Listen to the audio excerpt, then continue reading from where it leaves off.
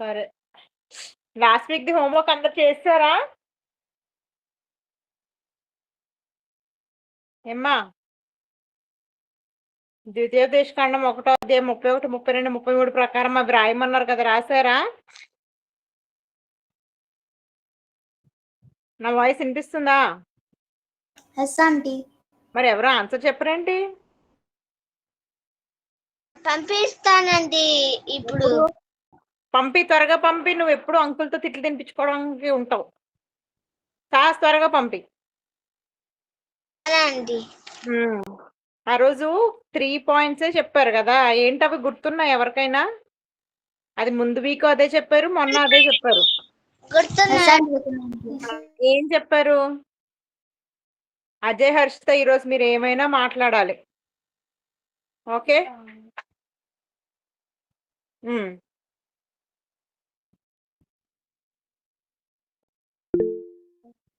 చెప్పమ్మా రిషిత, ఏం చెప్పారు? 3 పాయింట్సే.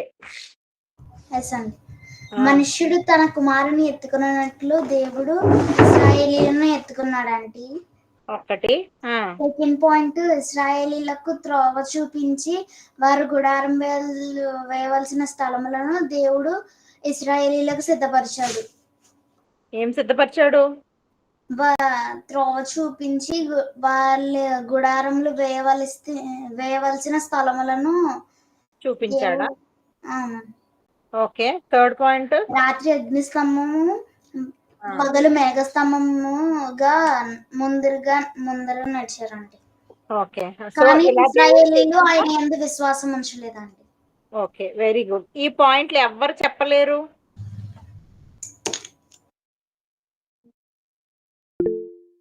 అంటే అని చెప్తానండి. చెప్పు రాకేష్. మనుషుడు తన కుమారుని ఎత్తుకున్నట్టు యెహోవా ఇశ్రాయేలీయులను ఎత్తుకున్నాడంటే ఫస్ట్ పాయింట్. Very good. ఇశ్రాయేలీయులకు త్రోవ చూపించి వారు గుడారాలు వేయవలసిన స్థలములు దేవుడు ఇశ్రాయేలీయులకు సిద్ధపరిచాడండి. Very good. ఇంకా రాత్రి అగ్ని స్తంభము పగలు మేఘ స్తంభము వారి ముందు నడిచిందాము. Very good. నడిచారు అంకుల్. కానీ ఆయన యందు విశ్వాసం ఉంచలేదండి. కాదు, ఎవరు విశ్వాసం ఉంచలేదు? ఫుల్ సెంటెన్స్ చెప్పాలి. ఇశ్రాయేలీయులు ఆయన యందు విశ్వాసం ఉంచలేదు. ఓకే. మిగిలిన వాళ్ళు రెడీ ఉన్నారా? సాహస్ తర్వాత అజయ్, హర్షు రెడీగా. వందనాలు.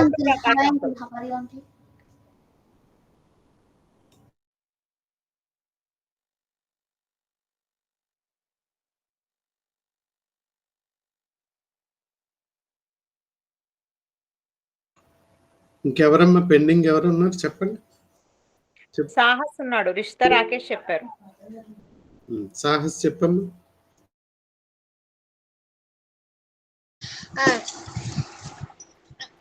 మనుషుల్ని ఎత్తుకున్నట్టు ఇశ్రాయేలీయులను ఎత్తుకున్నాడు. నువ్వేం చెప్తున్నావు? ఎవరన్నా దొంగలు వస్తే దొంగలు ఎలా ఎత్తుకెళ్ళిపోయారో చెప్తున్నావా? లేకపోతే మీ ఇంట్లోకి ఎవరైనా చుట్టాలు వస్తే వాళ్ళు ఎలా వచ్చారు?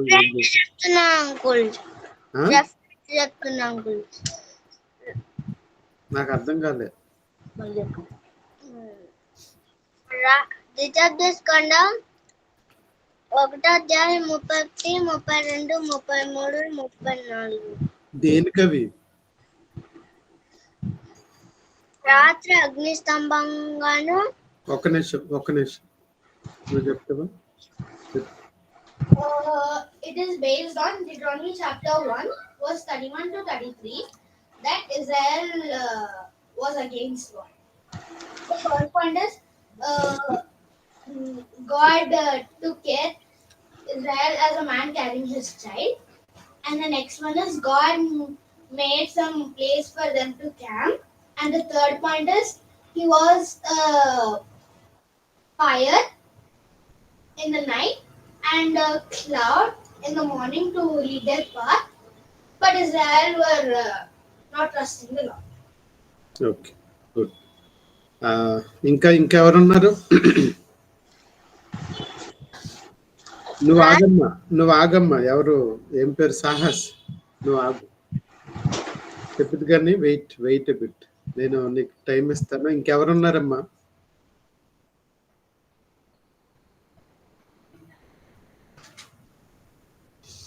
మిగిలిన వాళ్ళు చెప్పకపోతే నేను రిమూవ్ చేసేస్తున్నాను.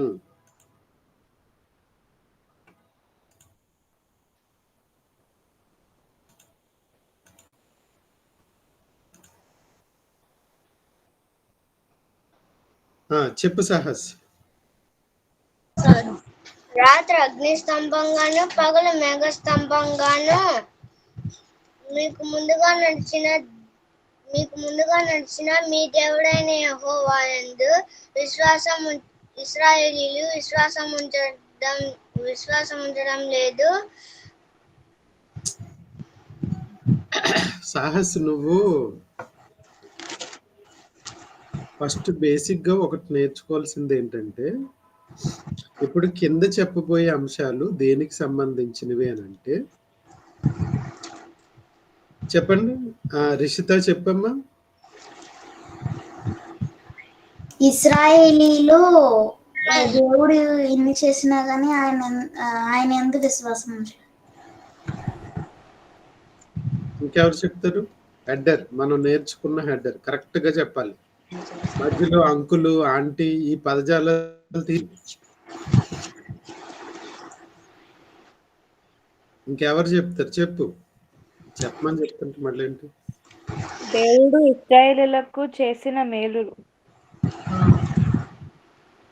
మీరు నోట్స్ రాయట్లేదు అనమాట. దీన్ని బట్టి మీరు కరెక్ట్ గా ఫాలో అవ్వట్లేదు అని దీన్ని బట్టి మనం చెప్పొచ్చు. ఆ రోజు మీకు నేనేం చెప్పాను? ఎవరన్నా రాశారా?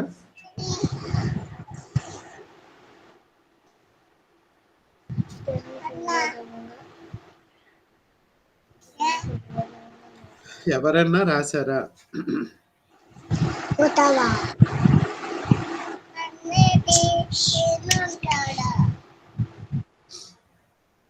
ఎవరు రాయలేదా? నువ్వు హెడ్డింగ్ ఏం రాసావు చేశాను? Israel was against God.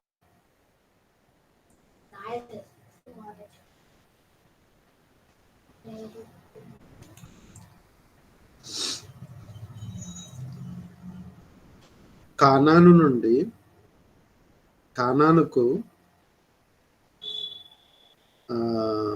ఐగుప్తు నుండి కానానుకు చేరుకోవటానికి దేవుడు ఇశ్రాయేలీయులకు చేసిన కార్యాలు ఏమిటి? చేసినప్పటికీ ఇశ్రాయేలీయులు దేవుని ఎడల ఎందుకు నమ్మకాన్ని ఉంచలేకపోయారు? దాన్నే సింపుల్ గా మనం ఏం చెప్పామంటే, దేవుడైన యెహోవా ఎదుట ఇశ్రాయేలీయులు ఎందుకు విశ్వాసం ఉంచలేదు? దేవుడైన యెహోవా ఎదుట ఇశ్రాయేలీయులు ఎందుకు విశ్వాసం ఉంచలేదు? దేవుడు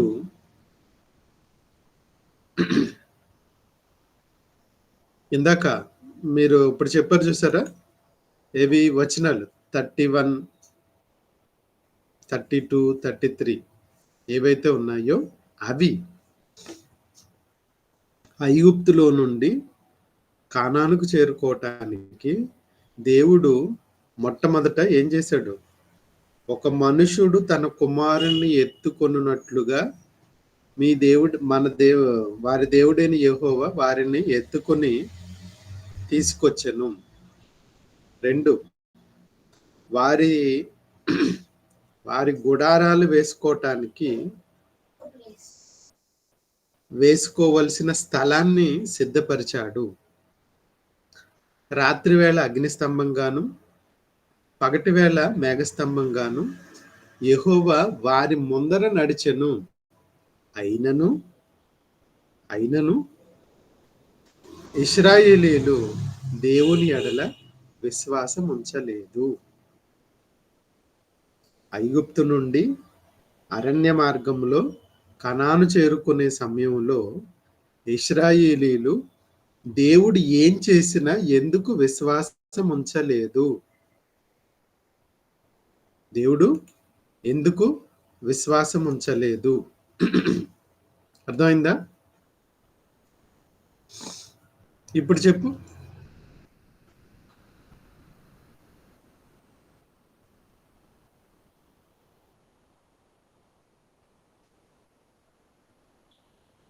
సాహస్ త్వరగా చెప్పాలి.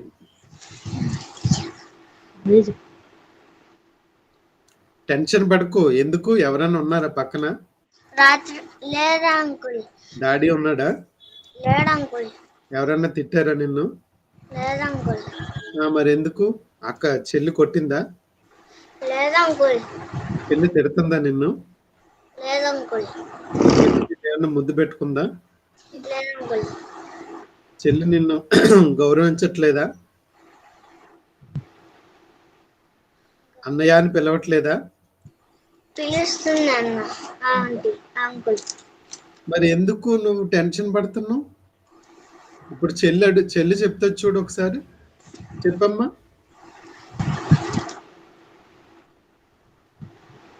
అమ్మ సంకల్పిత, దైవ సంకల్పిత, ఒక మాట మాట్లాడు, వాడికి ధైర్యం వస్తుంది. మాట్లాడు, నన్ను చూడు, నా మాట విను. మాట్లాడు, ఒక మాట మాట్లాడు. నువ్వు ఒక్క మాట మాట్లాడితే ఏం జరుగుతుందో తెలుసా? వాడు అధైర్యపడిపోయిన మళ్ళీ ధైర్యం తెచ్చుకుని లేస్తాడు.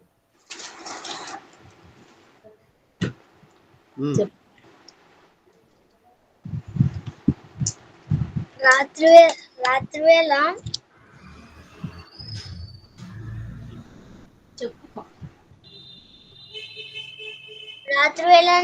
గుడారంలో వేవలసిన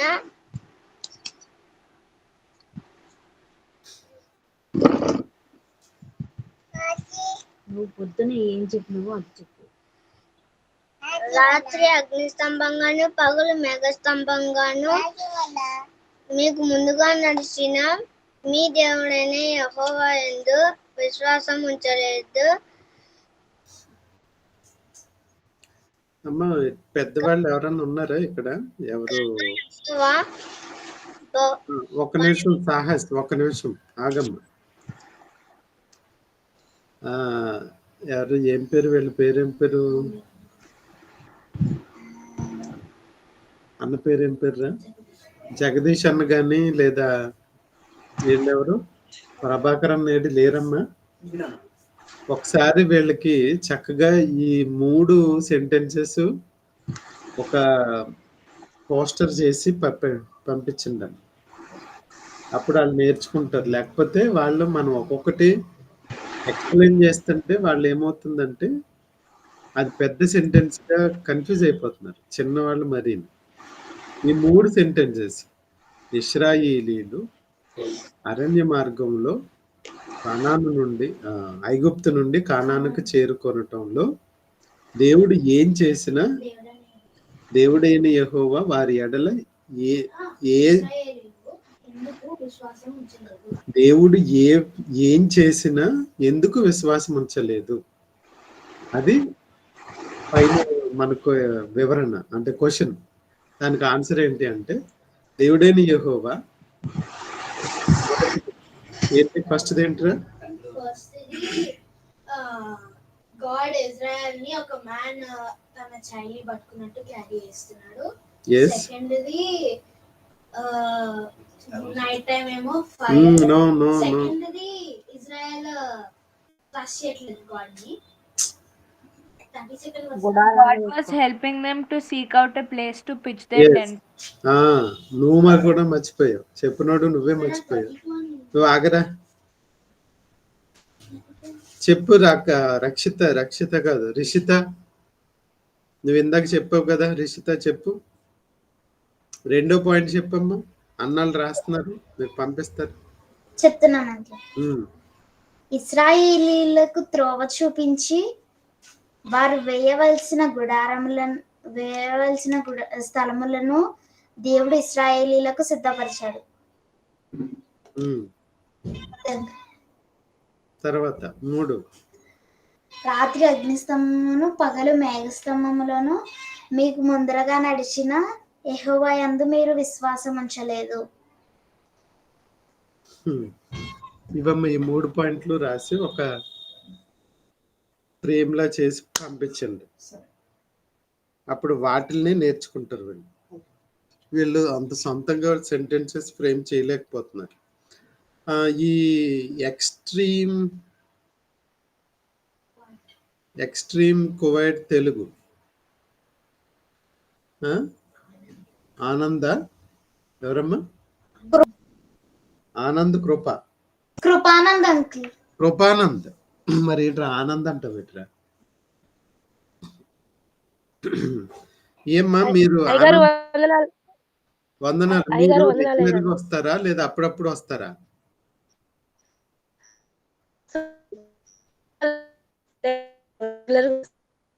నీ ఏం మాట కట్ అయిపోతుందమ్మా, నాకు సగం సగం వినిపించింది.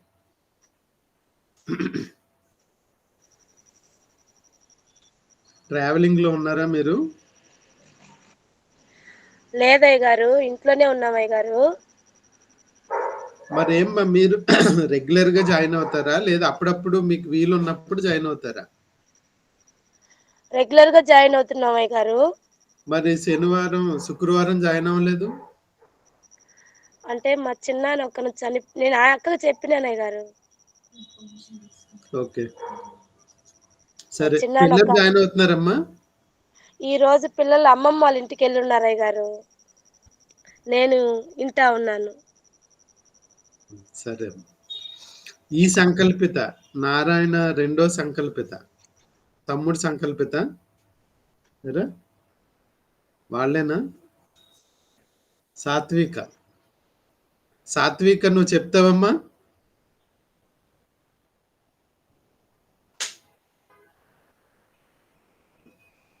సాత్విక చాలా గుడ్ గర్ల్ అట. ఇదిగో సంకల్పిత అని అడిగాను, సంకల్పిత చెప్పలేదు. మరి ఎప్పుడు చెప్తుందో చూస్తాను. నువ్వు కూడా చెప్పాలి, ఓకేనా? సాత్వికేనా పేరు? అంతే అంకుల్. సాత్విక ఒకసారి మాట్లాడమ్మా. చెప్తావా చెప్పవా?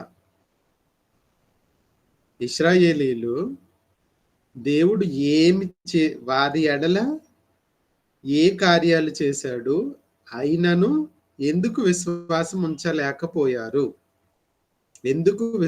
ఉంచలేకపోయారు? చెప్తావా? నువ్వు రాలేదా నిన్న? రెగ్యులర్ గా రావాలి. సంకల్పిత సాత్విక ఏం సాత్విక చెప్తావా? సరే, నోట్లో పెన్ను పెట్టుకోకు. మమ్మీ నీకు భోజనం పెడుతుంది, తిందు గాని పెన్నులు మాత్రం తినకు, ఓకే? రైట్. ఇప్పుడు మీరు నేర్చుకున్న మనకి టైం ఆల్రెడీ అయిపోయింది నాన్న. అయ్యో ఎంత పని చేశారా మీరు. ఎలా ఇదిగో ఈ బ్యాచ్ ఇప్పుడు నేర్చుకొని బ్యాచ్ ఎవరైతే ఉన్నారో వాళ్ళందరినీ కూడా రిమూవ్ చేశాను. ఒకవేళ మీరు కూడా నేర్చుకోలేని పక్షాన మిమ్మల్ని కూడా రిమూవ్ చేసేస్తా. మీరు మాట్లాడకపోయినా, మీరు వీడియోస్ పెట్టినా పెట్టకపోయినా పర్వాలేదు. కాకపోతే నాకు మీరు రెస్పాన్స్, మీ దగ్గర నుండి రెస్పాన్స్ రావాలి. రెస్పాన్స్ రాకపోతే మిమ్మల్ని కూడా రిమూవ్ చేసేస్తాను. మీరు కూడా క్లాస్కి రావాల్సిన పని ఉండదు. ఒక 1 వీక్ చూస్తాం.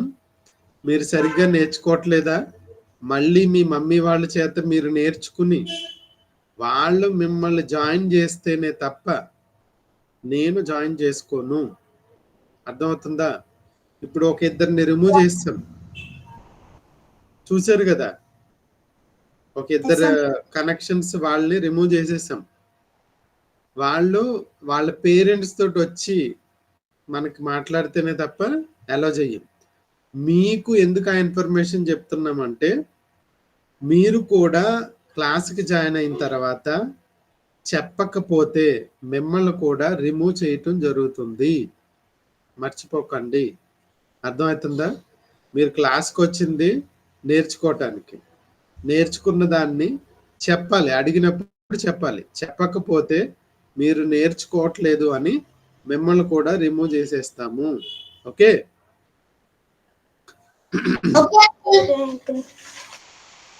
ఎవరి మీద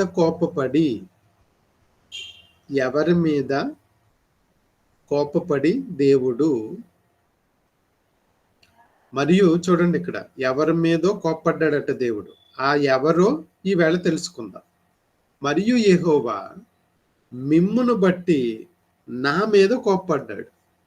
నా మీద అనగానే ఎవరి మీద? మోషే మీద కోప్పడ్డాడు. ఇప్పుడు ఒక్కొక్కసారి మనం ఏం చేస్తామంటే,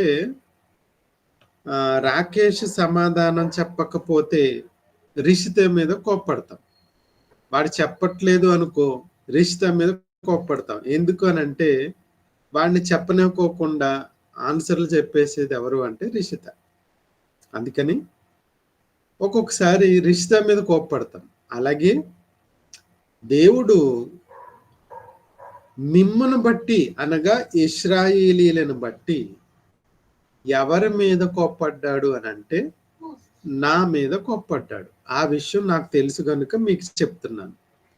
నీ పరిచారకుడగు నూను కుమారుడైన యెహోషువ దానిలో ప్రవేశించును గాని, నీ పరిచారకుడు అంటే నీకు సపోర్ట్గా ఉన్నాడే, నీకు సపోర్ట్గా నీకు పరిచర్య చేస్తున్నాడు, ఆయన వెళ్తాడు. ఎవరు వెళ్ళరు? నీవు ప్రవేశించవు. చూడండి ఇక్కడ 37వ వచనంలో ఇశ్రాయేలీల చేసిన తప్పును బట్టి మోషే మీద కోపపడి, మరియు మిమ్మును బట్టి నా మీద కోపపడి, మీ వలన అయ్యా మీ వలన నాకు వచ్చిందయ్యా అంటారు. చూసారా చాలా మంది, అయ్యయ్యో ఎంత పని అయిపోయిందండి, ఎంత అయ్యో అంటారు కదా. అట్లా ఇశ్రాయేలీలను బట్టి మోషే మీద దేవుడు కోపపడి ఏమని చెప్పాడో తెలుసా? నీ పరిచారకుడు ఉన్నాడే యెహోషువ, నూను కుమారుడైన యెహోషువ, ఆయన వెళతాడు గాని నీవు దానిలో ప్రవేశించవు. పరలోకం కాదు ఇది, అలాగే పరదేశం కాదు. దేవుడు వాగ్దానం చేసిన కానాను దేశములోనికి. అంతేగాని ఆ మోషేని పరలోకం రానివని అన్నాడు, మోషే పరదేశకు రానివని అన్నాడు అనుకోకండి.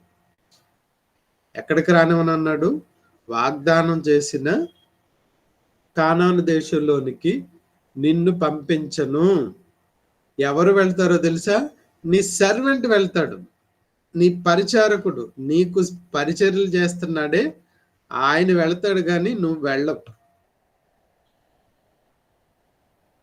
అని చెప్పేటప్పటికి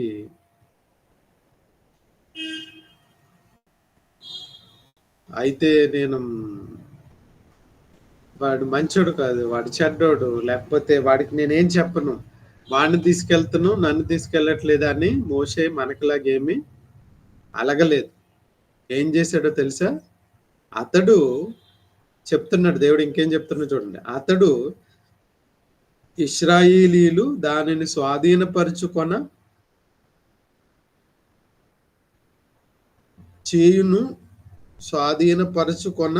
చేయును గనుక అతనిని ధైర్యపరచాలి. నువ్వు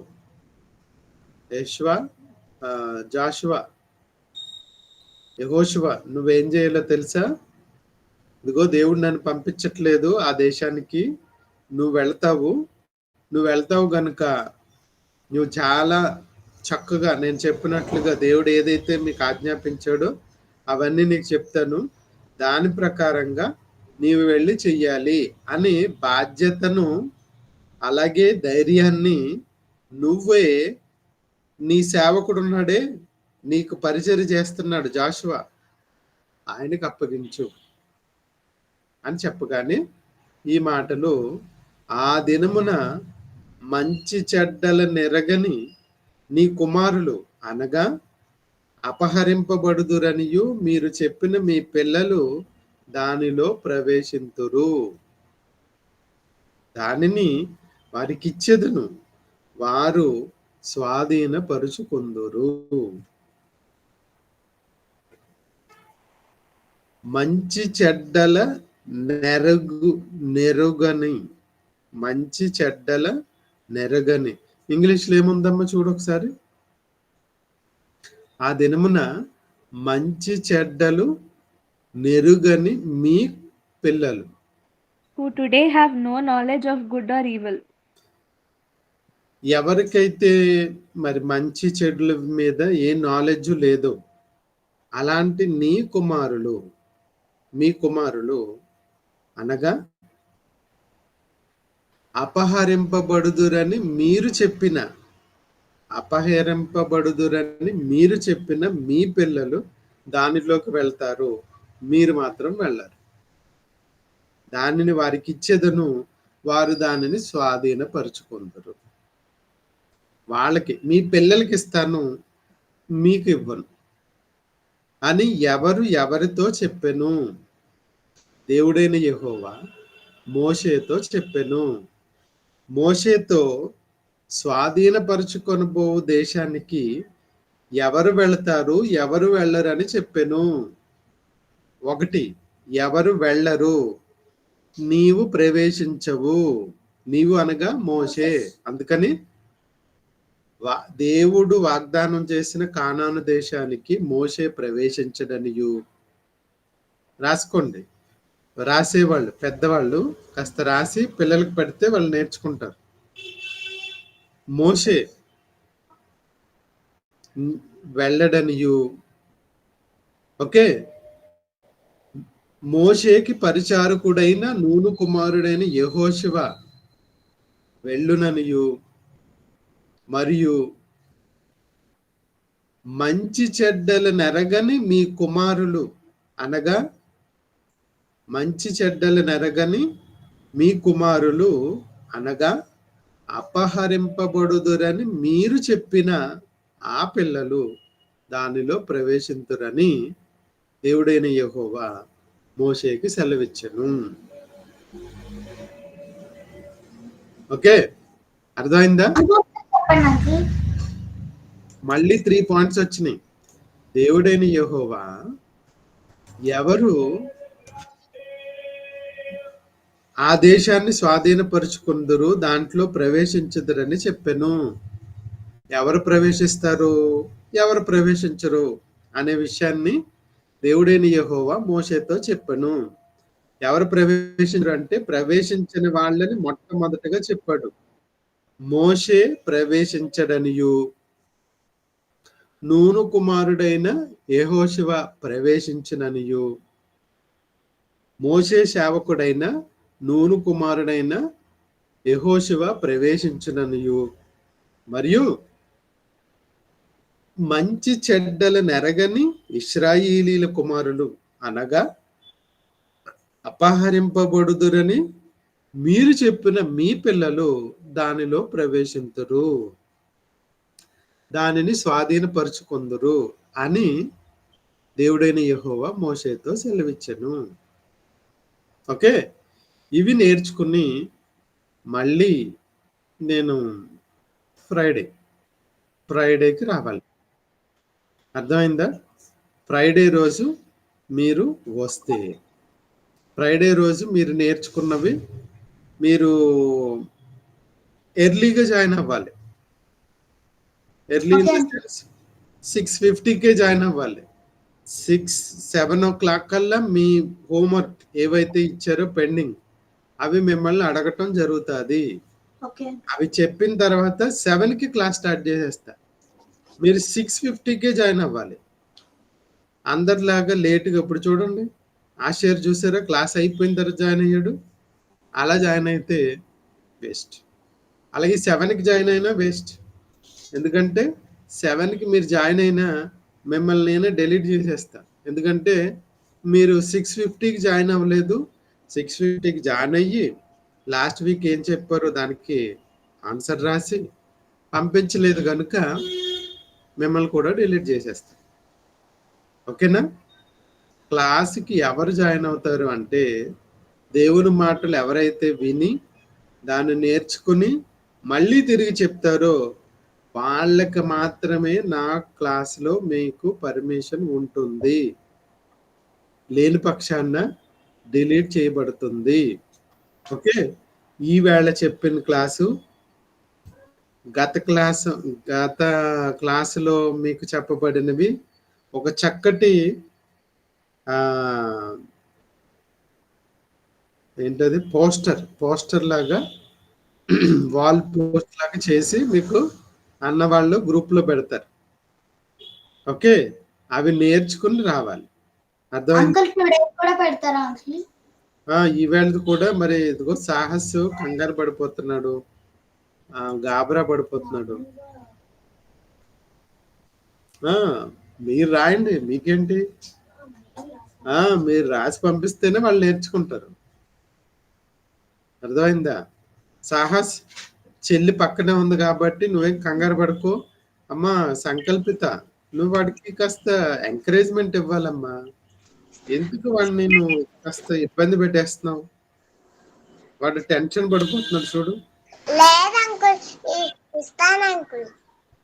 మరి వాడు ఎంత బాగా చెప్పేవాడు, నువ్వు వాడిని తిడుతున్నావా, కొడుతున్నావా, ఏం చేస్తున్నావు? ఏం చేయలేదు అంకుల్. మరి ఎందుకు వాడు మాట్లాడట్లేదు సరిగ్గా? వాడు గుడ్ బాయ్ లాగా ఉండేవాడు, ఎందుకు అలా తయారవుతున్నాడు నాకు అర్థం కాలే. నువ్వు కొంచెం వాడికి ఎంకరేజ్మెంట్ ఇవ్వాలి. అన్నా నువ్వు బాగా చెప్తావు, బాగా నేర్చుకోవాలి అని వాడిని ఎంకరేజ్ చేయాలి. ఎంకరేజ్ చేసినాను అంకుల్, ఎప్పుడు చెప్పలేదు అంకుల్. డిస్టర్బ్ చేసింది అంకుల్, చేయలేదు. చెప్పట్లేదేంటి? సరిగ్గా నువ్వు కొంచెం నేర్పించవచ్చు కదా. ఇప్పుడు చూడు, మన రిషితక్క ఉందా? రిషితక్క ఏం చేస్తుంది, ముందుగా రిషితక్క నేర్చేసుకుని ఆ తర్వాత వాళ్ళ అన్నకి నేర్పిస్తుంది. అలాగే నువ్వు కూడా ఏం చేయాలి అంటే నువ్వు నేర్చేసుకోవాలి.